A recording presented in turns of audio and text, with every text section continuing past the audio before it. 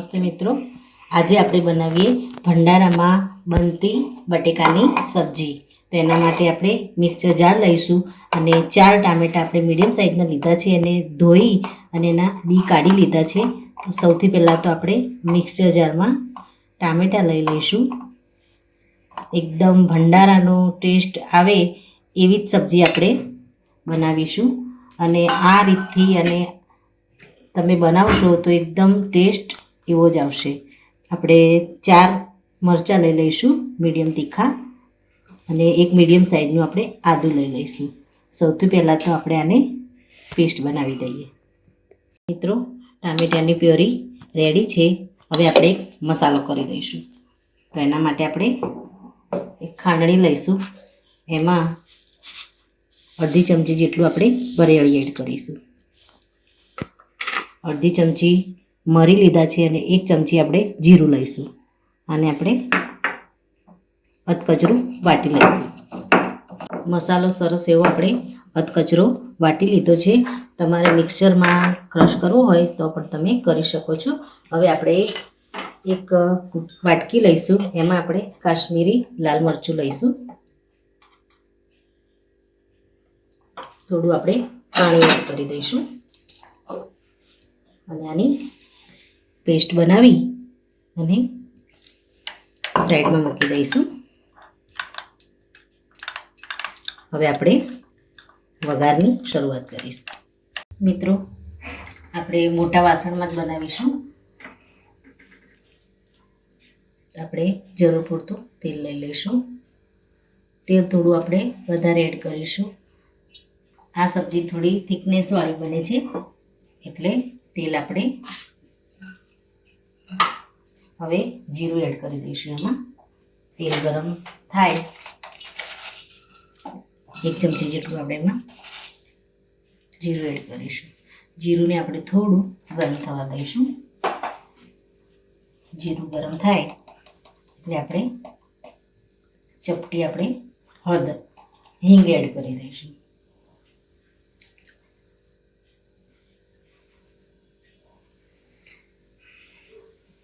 હિંગ અને જીરું બરાબર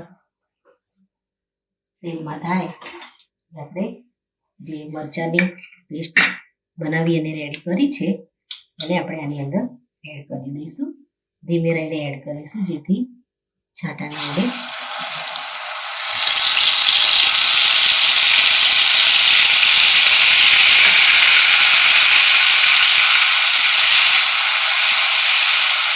ગેસને આપણે મીડિયમ કરી દઈશું। ધીમે ધીમે આપણે એને ચલાવીશું। હવે આપણે એમાં હળદર એડ કરી દઈશું।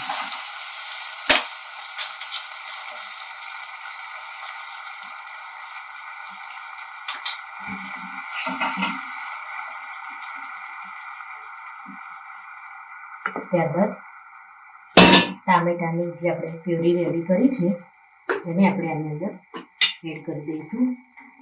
મરચાંનો સરસ એવો કલર આવી ગયો છે તેલમાં। થોડું મરચું લાલ થાય એટલે આપણે ટામેટાની પ્યુરી એડ કરીશું।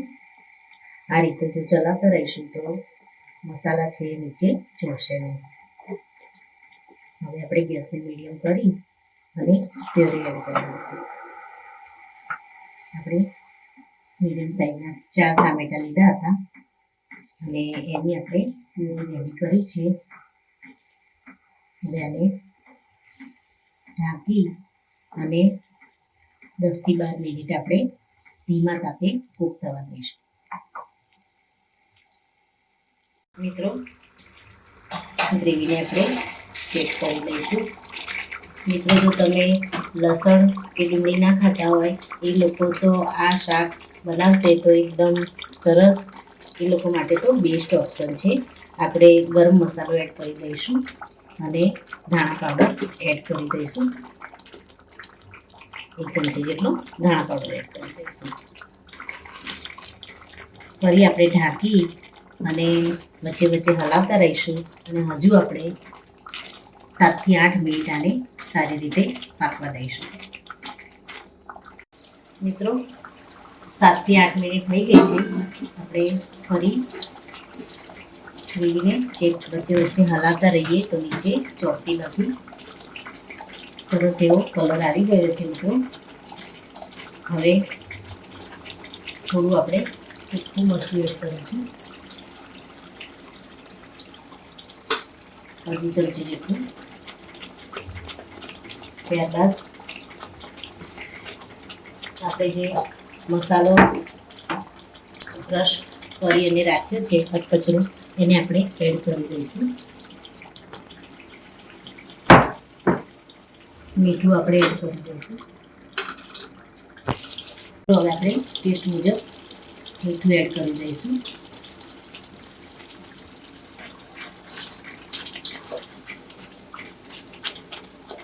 ગેસને આપણે એકદમ ધીમો જ રાખીશું, નહીં તો છાંટા ઉડશે. હવે અહીં અમને 500 થી 600 ગ્રામ જેટલા મિત્રો, હવે આપણે બટેકાને મેશ કરીને થોડા એડ કરી દઈશું. એકદમ ફાઇન મેશ નહીં કરીએ, થોડા આખા રાખીશું. બટેકાને જ્યારે બોઇલ કરો ત્યારે એકદમ ફાઇન બોઇલ નથી કરવાના, એને આ રીતે થોડા થોડા આખા જ રાખવાના છે. આ રીતે 500 ગ્રામ જેટલા બટેકા આપણે આની અંદર નાખી અને શાકને આપણે હલાવી દઈશું. મિત્રો, બટેકાને આપણે મેશ કરી લીધા છે. હવે આ રીતે મસાલામાં સારી રીતે ભેળવી દઈશું. ગેસને આપણે થોડી વાર માટે ધીમો રાખીશું. હવે તમારે જેટલું ગ્રેવી રાખવી હોય એટલું તમારે આમાં પાણી એડ કરી દેવાનું. તમારે વધારે ગ્રેવી જોઈતી હોય તો વધારે પાણી એડ કરવાનું. મિત્રો, અહીંયા મેં મોટા 2 થી 3 ગ્લાસ જેટલું પાણી એડ કર્યું છે. અત્યારે ગ્રેવી થોડી પાતળી લાગે છે, પણ ઢાંકી અને આપણે આને કૂક થવા દઈશું તો એકદમ સરસ એવી ગાઢી થઈ જશે. હવે આપણે આને ઢાંકી અને 10 મિનિટ માટે ધીમા તાપે કૂક થવા દઈશું. મિત્રો, 7 થી 8 મિનિટ થઈ ગઈ છે. ફરી આપણે એકવાર શાકને ચેક કરી લઈશું. બટેકાને આપણે થોડા આ રીતે મેશ કરી લેવાના. હજુ થોડી આપણે થિકનેસ ઓછી લાગે છે. બટેકાને તમે થોડા મેશ કરશો તો એકદમ પરફેક્ટ થિકનેસ આવી જશે. હવે આમાં મેઇન ઇન્ગ્રેડિયન્ટ છે આમચૂર પાવડર. તો આપણે આમચૂર પાવડર આમાં એડ કરી દઈશું. 1 ચમચી જેટલો આપણે લઈશું. આમચૂર પાવડર જો ના હોય તો શાક એકદમ બરાબર રેડી થઈ જાય ત્યારબાદ તમે 1 લીંબુનો રસ આમાં નીચોવી દેશો તો પણ શાકનો ટેસ્ટ ખૂબ જ સરસ આવશે. થોડા જે મોટા મોટા બટેકા લાગે છે એને આપણે આ રીતે ચમચાની મદદથી મેશ કરી લઈશું અને હજુ આપણે ઢાંકી અને 2 થી 4 મિનિટ આપણે થવા દઈશું. મિત્રો, શાકને આપણે ફરી ચેક કરી લઈશું. મિત્રો, તમે જોઈ શકો છો સરસ એવી શાકમાં થિકનેસ આવી ગઈ છે. હવે જો તમે આમાં મેન તો કસૂરી મેથી એડ નથી કરવાની. આપણે ફ્રેશ લીલી કોથમીરને ઝીણી સમારીને રાખી છે એને એડ કરીશું. ત્યારબાદ જો તમે લોકો તીખું ખાવાના શોખીન હો તો 2 થી 3 લીલા મરચાંને આપણે કટ કરીને આ રીતે લાંબી ચીરી પાડી અને આમાં એડ કરી દઈશું. હવે શાકને આપણે ઢાંકી અને 5 મિનિટ પછી આપણે આને સર્વ કરીશું તો એકદમ સરસ એવી પરફેક્ટ થિકનેસ આવી જશે. મિત્રો, રેડી છે ભંડારામાં બનતું બટેકાનું શાક.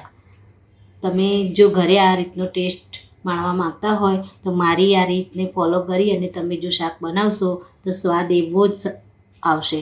તો મિત્રો, આ સાથે મારો વિડીયો પૂરો થાય છે. જો મારો આ વિડીયો તમને ગમ્યો હોય તો લાઈક, શેર અને સબસ્ક્રાઈબ કરવાનું ભૂલશો નહીં અને કમેન્ટમાં જરૂરથી લખો કે મારી આ રેસીપી તમને કેવી લાગી. ફરી મળીએ નવા વિડીયો સાથે. ત્યાં સુધી આવજો. Thank you.